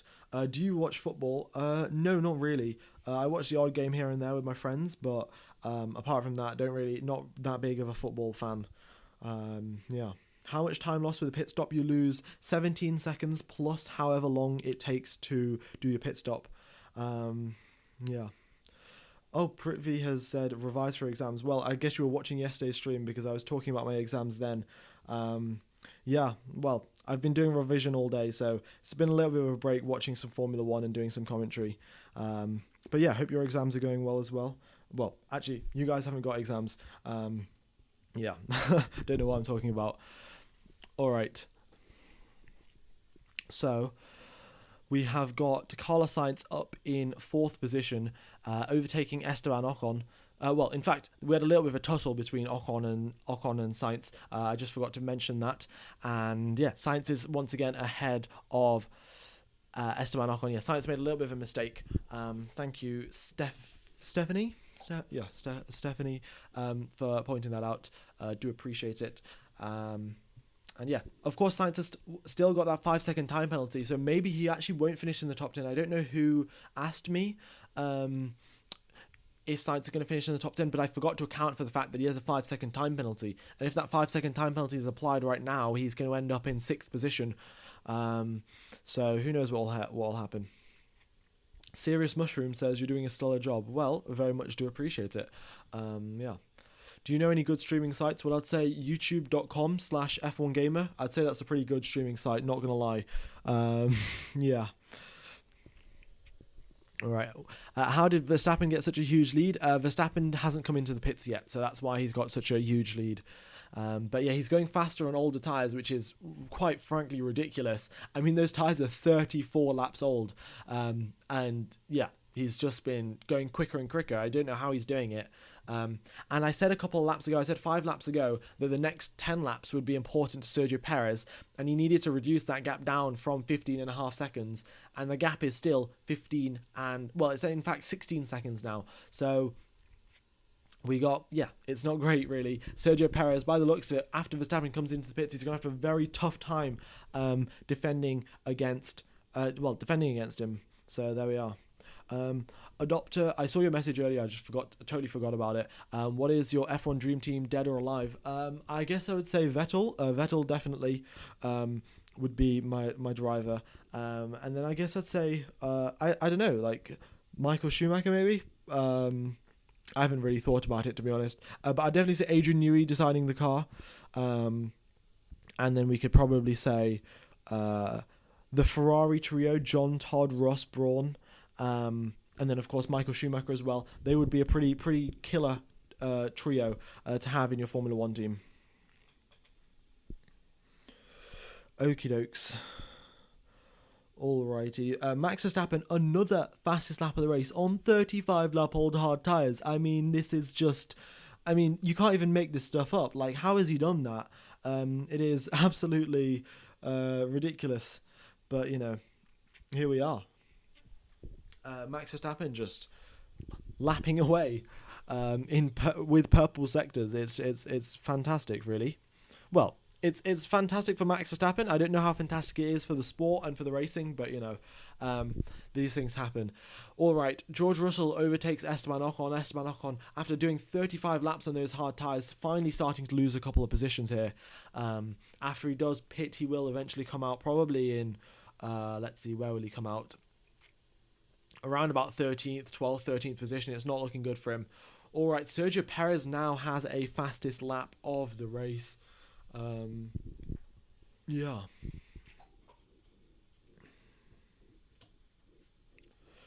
Okie dokes.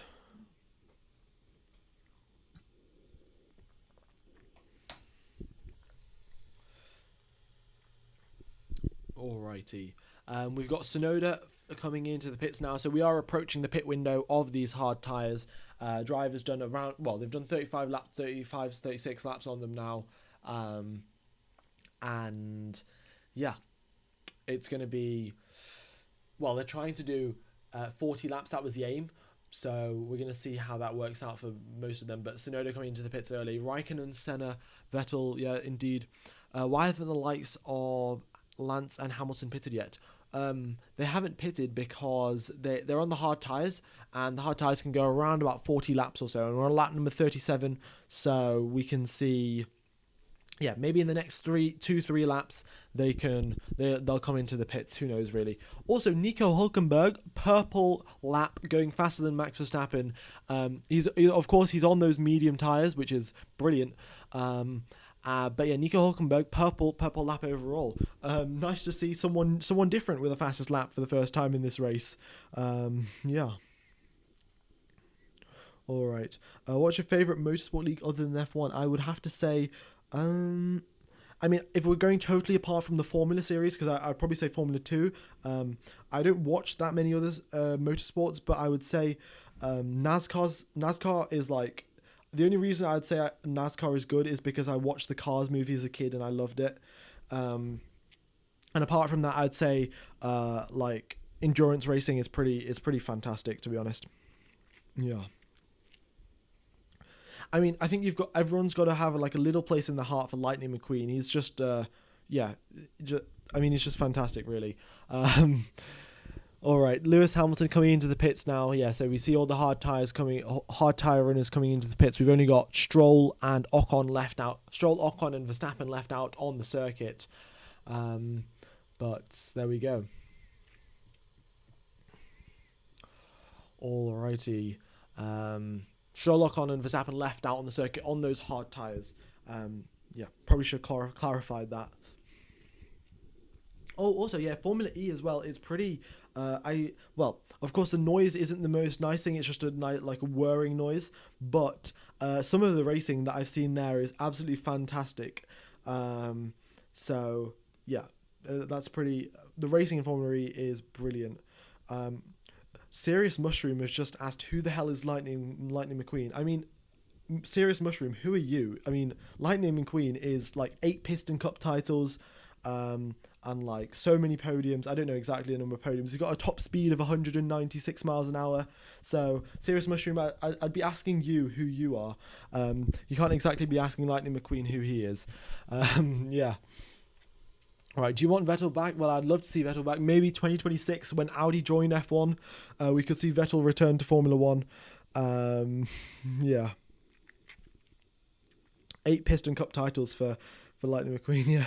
All right. Do you think Perez is conserving his tyres? That could actually be an option. Yeah, Perez could be conserving his tyres. Thing is, right, because we've seen Verstappen set fastest laps of the race with 35-lap-old hard tyres. Perez could be doing the exact same, conserving his tyres. And then when Verstappen pits onto mediums, we could see both drivers pushing to their absolute limit. So there we are, you know. That could be an option, but of course with Verstappen on those medium tyres, I suspect he'll be so much faster. I mean, we saw Hülkenberg with the fastest lap of the race because he was on medium tyres. So I don't think tyre preservation is the way to go forward. Yeah. Why is the Ferrari in your thumbnails? The answer to that question is basically because I picked Ferrari at the start of the season, and then because I just want people to know that it is my stream, I just have a Ferrari in every single thumbnail. Like in 2021, I had the Red Bull in my thumbnail, and then I just picked the Ferrari because it looked nice, and the Red Bull livery is kind of all the same all the time, and the Ferrari car looked pretty nice this year, and it did the year before as well. So I kind of just kept the Ferrari car in all my thumbnails, so you kind of know that it's me without even having to look at the channel name. Hello, Kies. Yeah, it is indeed an early race. It is, 5:30 a.m. in Australia. Well, good to see that you're in the chat. There hasn't been, there's been quite a lot of action. We've seen Carlos Sainz. We've seen Fernando Alonso up on the podium. He's once again in third position, 6 seconds clear of George Russell, which is fantastic. We've got Carlos Sainz with a 5-second time penalty, currently in 5th position. Leclerc has been struggling all the race. By the looks of it, he can scrape himself up into 7th position, but it's going to be tough to make any more progress after that. And yeah. The medium tyres with low fuel weight is a possible advantage, yeah, for sure. I think that's what Verstappen's kind of banking on, but looking at this pace from Sergio Perez, I don't think he even has to bank on it, because by the time Verstappen comes out of the pits, he's only going to be a second and a half behind Perez, and yeah, with a fresh set of medium tyres, a second and a half gap is basically disappearing instantly, and there's nothing to worry about there. So, who knows what will happen.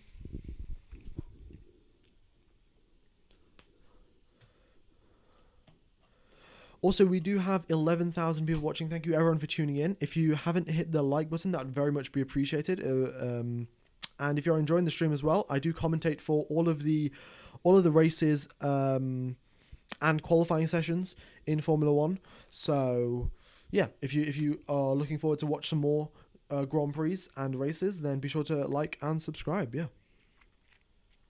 Also, we are 13 likes away from 1.5k likes. Oh, and as I say that, we've hit 1.5k likes. Fantastic. Okie dokes. What else is going on? Well, Max Verstappen, purple first sector on 40-lap old hard tyres. I mean, this man is just crazy. Like, how is he doing this? It's just ridiculous, really. I don't know how he's doing this. 40-lap old hard tyres, and he's setting the fastest first sector. It is, well, ridiculous to say the least. And we'll just see how this works out for him.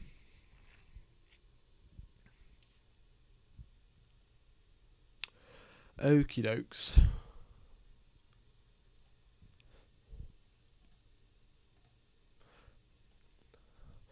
Alrighty then.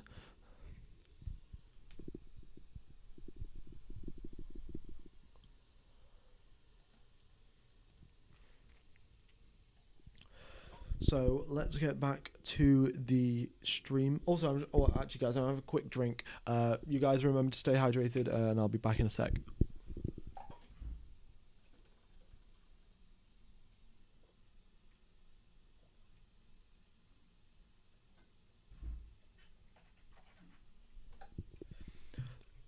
Yeah, Kiaz. The McLarens, they started the race on the soft tyres. As you can see, they were the only team to start the race on the soft tyres. And they pitted after 5 laps because the soft tyres are garbage. And that kind of screwed over their entire race, really. So that's what happened to the McLarens. And indeed, Max Verstappen is absolutely ridiculous. I mean, he's 18 seconds ahead of Perez now. If he comes into the pits, he'll literally come out alongside Sergio Perez. So there we are. Also, someone asked, do you like sim racing and what game do you play often? Well, I do have a steering wheel and like a pedal set. So I do play the F1 games, and I play Project Cars too. I don't have the latest F1 games because they're all made by EA and they're literally the exact same game released every single year. So I've got F1 2021. I might update. I might get like F1 2023 when it comes out. But I'm not particularly interested in spending like 50 quid on a game, which is the exact same as the year before, which is the exact same as the year before, which is typically just what EA does, you know. They just make the same, make a game once and then release it again and again and again. Unfortunately, I can't play Gran Turismo 7 because I have an Xbox. But yeah. Oh yeah, Max could go onto the soft tyres, but well, thing is, McLaren tested out those soft tyres and they lasted 5 laps, and with Verstappen with such a dominant advantage, there's no point trying to throw it away for soft tyres. You might as well go on to the mediums. Yeah, I've seen some new stuff about the F1 2023 game, and they've got like actual data from F1 teams to try and make it more accurate. But I'll kind of believe it when I see it, you know, when I see Lando Norris stream on Twitch and be like, oh, this is a lot more realistic. But otherwise, I'm not buying any of the marketing stuff that EA says. So, yeah. Okay, how did the gap between Verstappen and Perez become 18.3 seconds? It became that way by Verstappen just setting fastest lap after fastest lap and just improving constantly. It's like those hard tyres just don't wear out. The fuel load has been going down, of course, and that's what's been making him go faster. But yeah, it looks like those hard tyres just do not wear out whatsoever. How about F1 Manager? See, I thought F1 Manager would also be really interesting, but then they said that they were just going to stop supporting the game. Like they were giving no more updates to the game whatsoever. So maybe if it goes on sale or something, I might get it. But apparently there are quite a lot of bugs in the F1 Manager game. I have played Assetto Corsa though. I've got that on Steam, and yeah, Assetto Corsa is fantastic. Really, I got the F1 cars as well, and yeah, it's real fun to drive. Okie dokes. Lance Stroll comes into the pits finally after doing 44 laps on hard tyres. So the only driver yet to pit now is Max Verstappen, who is currently in the lead of this race. How has he gone so long without pitting? Well, I don't know. He's just been able to manage those tyres. Really, there's not that much else I can say. It's been quite fantastic, really. Pirelli said you could do 40 laps on hard tyres, no problem. And Verstappen has done 43, so is very much within the limits of the tyres. He's not done anything like super extraordinary. But still, managing those tyres for 40 laps is pretty tall order. All right. And yeah, look at this. I mean, the gap now, if Verstappen sets one more fastest lap, say, and Perez makes a little bit of a mistake, and Verstappen comes into this, Verstappen will come out ahead of Perez. I mean, the gap is 18.3 seconds, and you lose 17 seconds in the pit lane. So, yeah, not that much of a difference between those two. May I know your favourite F1 circuit? I'd have to say Suzuka. It is extremely fun to drive in the F1 games as well. And I'd say, what other circuit? I mean, all of the circuits are. If once you get into the rhythm of driving any circuit, they all become extremely fun. So, well, except I'd say Saudi Arabia isn't the most fun, but I don't know. That's because the walls are everywhere, and I'm not that good at driving within the confines of walls. But yeah, I'd say Suzuka's definitely a very good circuit. Spa as well, yeah. Who knows? I mean, I haven't driven any of them personally, so I've only driven them in the simulator, so it's not exactly the same experience, but who knows? Austria, yeah, Austria. Oh, in fact, I actually hold like on the 2019 game, I'm like top 500 or something on the Austria time trial leaderboards. Yeah, fun fact. I grinded that out so long. Like I spent so long trying to get up into the top 1,000, and then I finally did it. But yeah, I spent a way too much time trying to do that. But I guess it made me faster at the F1 game overall. So I guess it's a win. All right, Stroll has set a fastest lap of the race with a purple lap overall on those fresh sets of mediums, and we'll just have to see how it goes. Ooh, Amberg Oggy. I've played 40 hours on the F1 Manager game. Haven't had a bug yet. Would highly picking up. Ooh, okay. Well, yeah, I heard that there were a couple of bugs not a couple, quite a lot of bugs at the release, but I suspect they probably fixed them. So yeah, maybe I'll have a look into that again. But yeah, for now I've got to revise and study for my exams.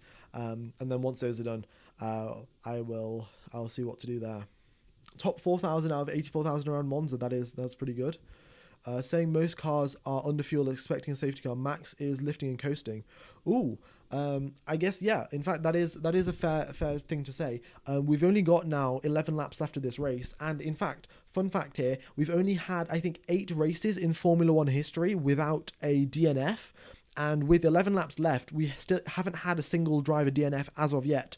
So we could see another one of those drivers and add that onto that list. So going from 8 races into 9 races. Verstappen finally comes into the pits, guys. He finally comes into the pits, and he is 1 second behind Perez. And he's on fresh sets of mediums, and Perez is on 25-lap-old hard tyres. So I think Perez will try and fight it because he might as well. But yeah, when we've got 11 laps left to go, it's going to be very tough to hold back Max Verstappen. So here they go, into turn number 1 now. Purple third sector from Max Verstappen. He had the DRS, had those fresh tyres, and going into turn number 1, Verstappen doesn't make a move. It's a little bit pointless to make a move into turn number 1. But let's see what happens.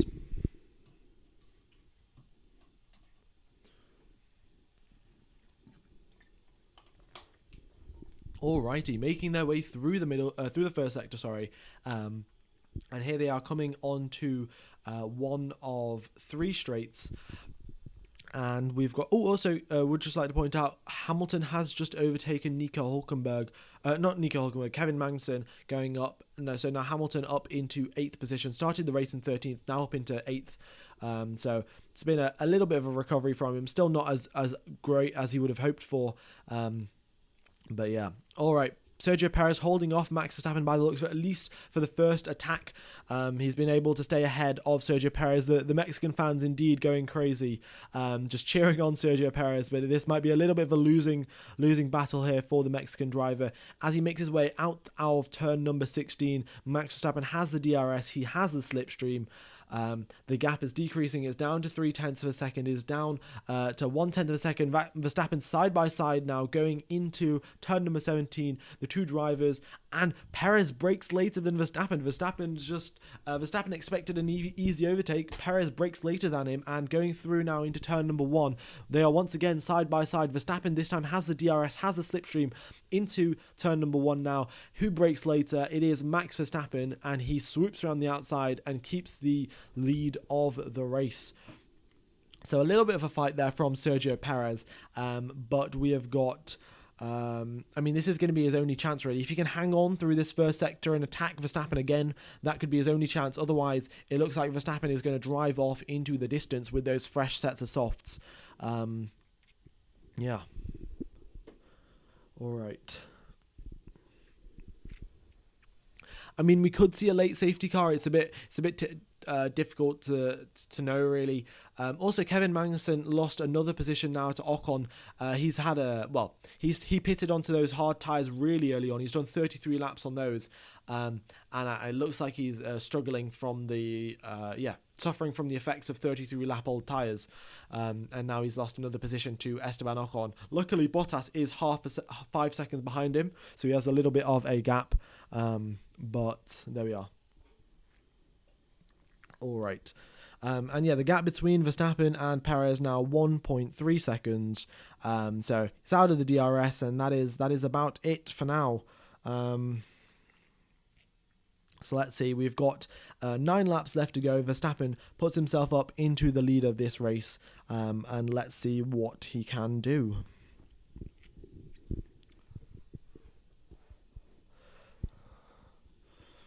Alrighty then. Further down the field, we've got Tsunoda overtaking Albon and Stroll overtaking Hülkenberg. So that's pretty good there. But Tsunoda's overtaken Albon, kind of expected. Albon's on hards, Tsunoda's on mediums. But Stroll overtaking Hülkenberg, nice job there from Lance Stroll. Still though, when your teammate's up in 3rd place, being down in 14th is really not a good look.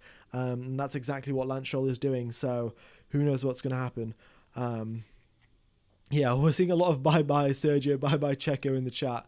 That's kind of what Max Verstappen has done at this point. It's like, see you later, mate. It's been a pleasure having you as a teammate. Now let me win this race. All right, Guan Yu Zhou overtakes Lando Norris. Norris done 43 laps on those hard tyres and really coming to see the effects now. And the McLarens are down in 17th and 19th position. That's exactly... Oh no, they started out in 16th and 19th and now they're down in 17th and 19th. A bit of a horrible weekend for them. And I think there's one that they'd like to forget, to be honest.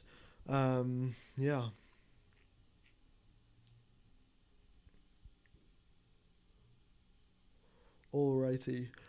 Also guys, if you are enjoying the stream, be sure to hit the like button. Definitely does help out the channel. And hopefully I'll see you around in 2 weeks time for the next Grand Prix, which is in Italy at Imola. So in 2 weeks time I will be streaming the qualifying and the race. So be sure to tune into that, and to make sure you tune into it, be sure to hit the subscribe button. We're getting pretty close. Well, we're 500 away, but with 12,000 people watching, we could definitely hit our subscriber target. Alrighty. So now 7 laps remain of this race. Verstappen 1.5 seconds ahead of Sergio Perez, not pushing too hard. I suspect Verstappen will also try to go for Verstappen's already got the fastest lap of the race, so there's no need for him to try and go for that. But we still haven't had a DNF yet, guys. So we could get a race with no DNFs, and that would add to the record of races without DNFs. It'll be 9 races, I think, without DNFs. In fact, I will just look this up because since the turbo hybrid era, we've been getting more and more. Let's see, F1 races without retirements. There have been 11. Oh no, sorry, there have been 12. Sorry, there have been 12 F1 races without retirements. So this is the 13th. What is the largest live audience on this channel? The largest I think we had was Saudi Arabia 2022, where during the stream it said 25,000, and in the YouTube analytics afterwards it said 29,000. So yeah, I mean, that was very much off the back of after all of the hype in 2021, like of the insane championship that we had that year, and then the brand new cars that season. Yeah, we had like 25,000, 29,000, something in that ballpark. So yeah, that's the highest we've ever had. But yeah.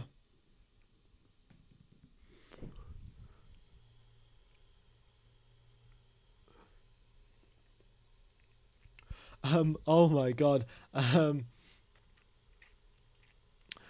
Alonso. All right. So Alonso, I would just like to point this out, guys. Alonso has just come over the radio and said, nice overtake from Lance Stroll into turn number 1. What position is he in? So Alonso, instead of driving the car, while driving the car, he's looked up at the TV, and he's just been like, oh, I've just seen Stroll make an overtake. And then he's just come over the radio. So Alonso's just chilling, in 3rd position, 7 seconds ahead of Russell, 16 seconds behind Perez, just chilling along, driving his car. Yeah. All right. Jack Z says, I love you, F1 Gamer. Well, I guess I love you too, Jack Z. I don't know exactly what else to say to that, to be honest. But yeah, do appreciate the support, guys. Yeah. Alrighty. Has there been any contact between cars yet? Well, I'd say that there was contact at the start of this race. We had Nick de Vries crash into the back of Lando Norris. But apart from that, it's been a pretty clean race. No contact between any sort of overtakes whatsoever. Yeah.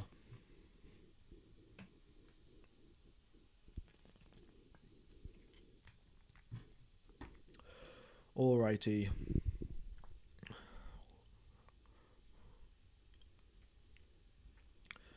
So let's see what else is going on. I mean, 2.5 seconds is the gap between Verstappen and Perez. It looks like, well, there's no coming back from that for Sergio Perez. So it looks like Verstappen is safely in 1st position. We got Perez in 2nd, Fernando Alonso in 3rd place, and Carlos Sainz has still got his 5-second time penalty. He hasn't served that by the looks. I don't think Carlos Sainz has served his 5-second time penalty. So once he does finish the race, he will. It won't actually affect his position because Gasly is 13 seconds behind him anyway. Doesn't matter too much. But yeah.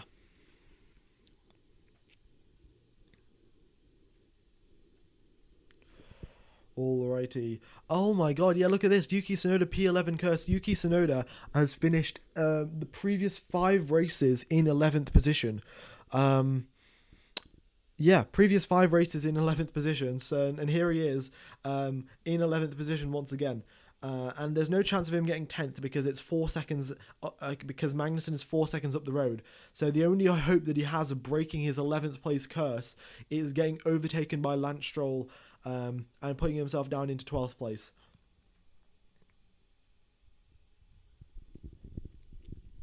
Carlos has a 5-second time penalty for speeding in the pit lane. He won't get an extra 10-second penalty. He's just got a 5-second time penalty for speeding in the pit lane, and of course he hasn't done another pit stop after that, so he will not. So that time will just be added on at the end of the race. Yeah. Anthony Casillas has asked, have you got Insta? Well, yes, I do. I have. I think it's F1_gamer_5 is my Instagram. I don't post too often there, but I guess if we get a lot of people following, then I might as well post a couple of memes here and there. And yeah. I also, my Twitter and Discord are in the description, so if you guys are interested, then go ahead and join that. That'd be fantastic. All right. Yeah, about the curse, sometimes you just have to take a step back. Maybe Tsunoda's just got to take a 12th position, and then after that he can go on and score some solid points.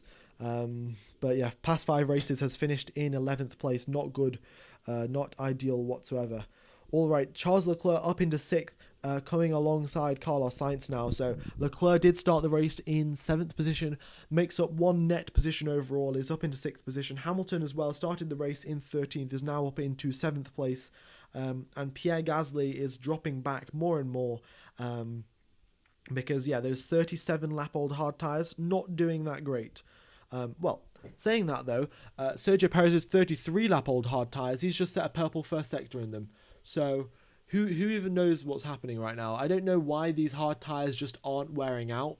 We're just seeing purple sectors being set for out of nowhere basically. But yeah. Both Leclerc and Hamilton overtake Pierre Gasly. Gasly as well just locking up going into turn number 11, just too late on the brakes, and then Charles Leclerc making the switch back. And to describe Hamilton's move, they just make their way through the first sector, first couple of difficult corners, and then Hamilton just gets a really nice exit, has the DRS, and then on the following lap, here he goes, tries to make a move, and it is one of a pretty straightforward move, just around the outs. Oh, down the inside, in fact. Moved pretty late, and just sent one down the inside, and there's nothing that Gasly could do about it. All right, F1 Gamer, what is your opinion on rookies for this season? I think Sargent is pretty solid, excluding this and some mistakes, but not everyone can be a rookie. Like Villeneuve or Hamilton. Well, I don't know exactly about Villeneuve, and Hamilton isn't exactly a rookie. Oh, like Villeneuve and Hamilton. Okay, when Hamilton and Villeneuve's rookie season, they came in and just basically started out like as a top driver instantly. I think Sargent has been doing a good job. Piastri as well has been matching Lando Norris, of course. I'd say in the first half of the season, of your rookie season, you're given enough slack because you are a rookie driver. But as you make your way, have more and more experience, you're expected to match your teammate more and more. Nick de Vries not been doing that well compared to Tsunoda. Quite a few, there's been a couple of races now where he's ended up more than 4 positions behind his teammate. More than 4 or 5 positions, which isn't great. But yeah, we'll just have to wait and see.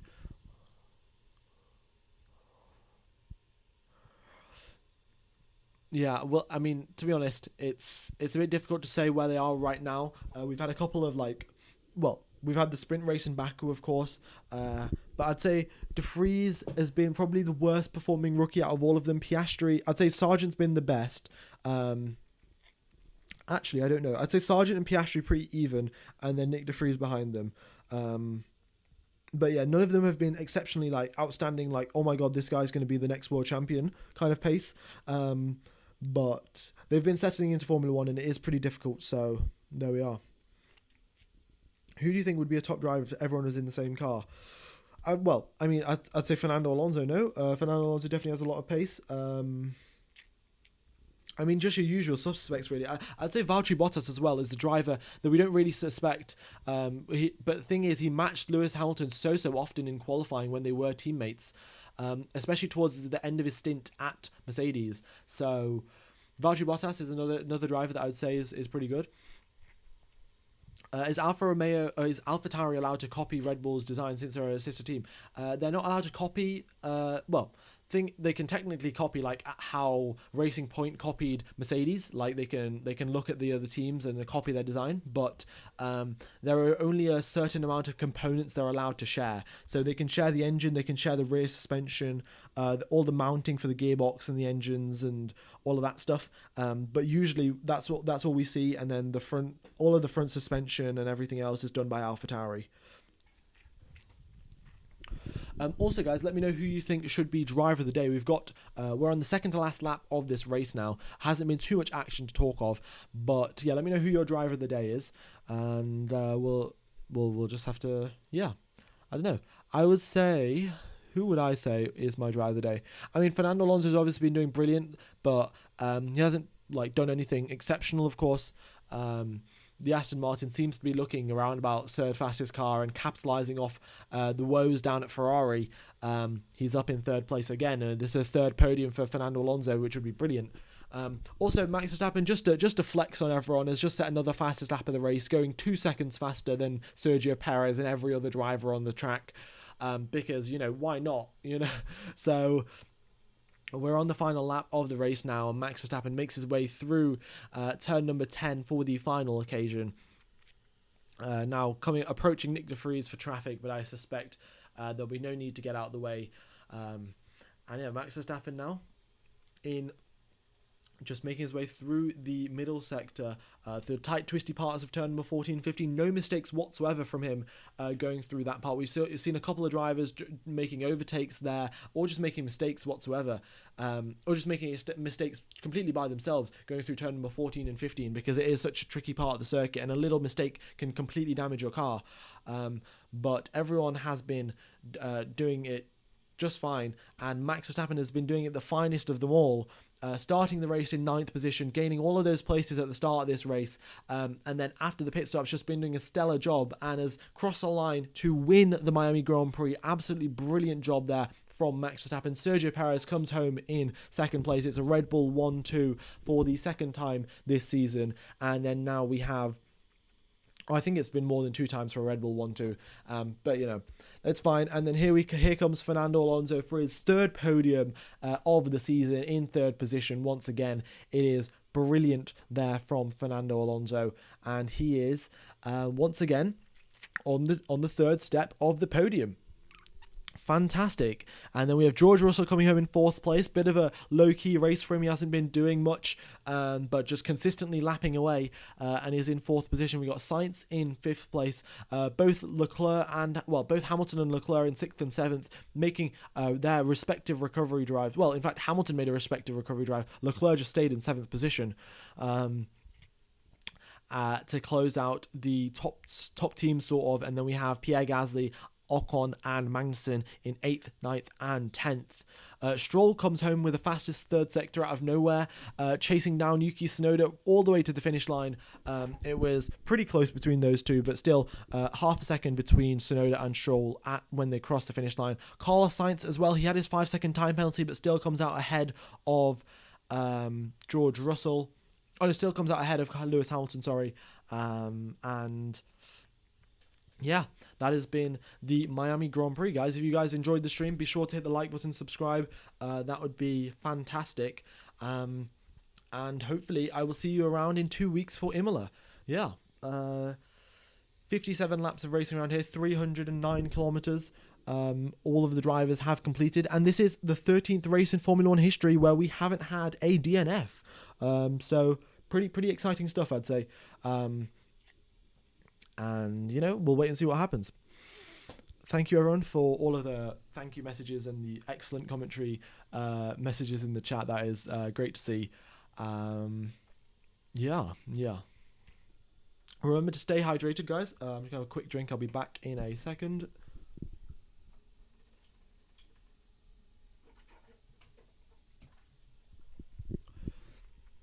Alrighty. So that has been the Miami Grand Prix. I very much appreciate everyone tuning in. If you have enjoyed, then yeah, once again, hit the like button, subscribe. If you're interested in like F1 merch, I think there have been a couple of messages in the chat pointing out the link. Oh no, the link's actually in the description. If you have any feedback from my commentary, then you can type it in the chat now, or there is a form in the description. My Instagram, Twitter, Discord are in the description if you are interested, of course. Yeah, that's kind of been all my plugging. That's all done now. But yeah, appreciate everyone tuning in. Kies, have a nice day. Going to university. I'm gonna head off to sleep now. What happened to Sargent? Sargent just got lapped. Started off the race on a bad foot. Started off qualifying on a bad foot, and then just yeah. That has been it, really. Okie dokes. So that has been the Miami Grand Prix. I will see you all in 2 weeks' time, guys. Yeah, very much appreciate you all tuning in. Have a nice morning, day, afternoon, evening, or night, depending on where you are in the world. And I will see you in 2 weeks' time. Cheers, fellas.